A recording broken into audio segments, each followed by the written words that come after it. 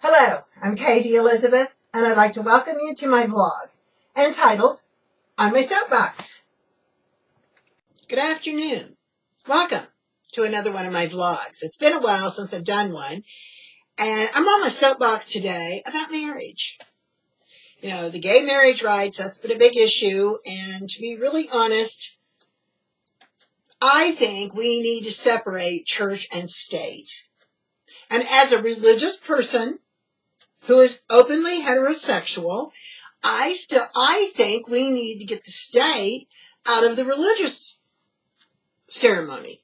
I think that just needs to be. I do think that, you know, if a man and a woman stands before their rabbi or their pastor and exchanges vows and has a certificate of marriage, that the state should acknowledge that and respect that like they have for years and years. But I don't think a state license and a religious ceremony should overlap. We're all about separation of church and state, and I'm saying that needs to happen. As a matter of fact, that's how it's been through all these years until slavery was abolished. The only reason America has a marriage license was so for interracial couples to marry, because it was illegal. And so if they got a special license, then they could go ahead and get married. Well, then all the rest of us just kind of have gone along with that, whether it's, because after the civil rights, we didn't need that for interracial marriages either, and we've all continued it. And to just uphold that like it's some sort of sanctified thing that makes a relationship legitimate or not, and it's like, no, it makes it civil. You know, it has to be recognized by the state, but religious ceremonies always did too.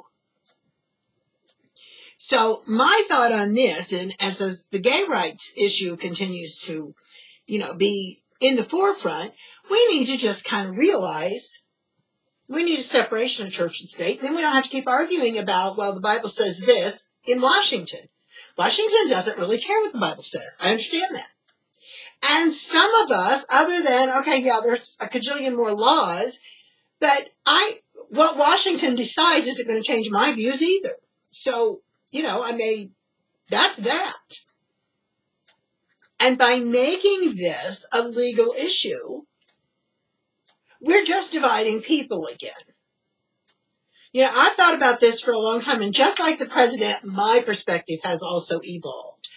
I really think that marriage that's a religious ceremony should not involve a civil license. That's what I think. And I think if people want their civil unions or their gay rights to inheritance and all of those sort of things, then that should be between them and the government. Because clearly the government and the religious body are not going to see eye to eye. And I don't understand why people haven't figured this out yet. But meanwhile, back at the ranch, every time there's a hot button topic, and this is one of them, there's more going on behind the scenes. And that's what I'm trying to keep an eye on. That's really what I want to see. Because truthfully, years ago when this whole gay coming out of the closet thing and all of that was an issue, they said they wanted an alternative lifestyle. Well, if you get married, the only thing that's truly going to make it alternative is if you don't get divorced. So I think it's time to quit arguing about it all. My views are not going to change someone else's any more than someone else's views are going to change mine.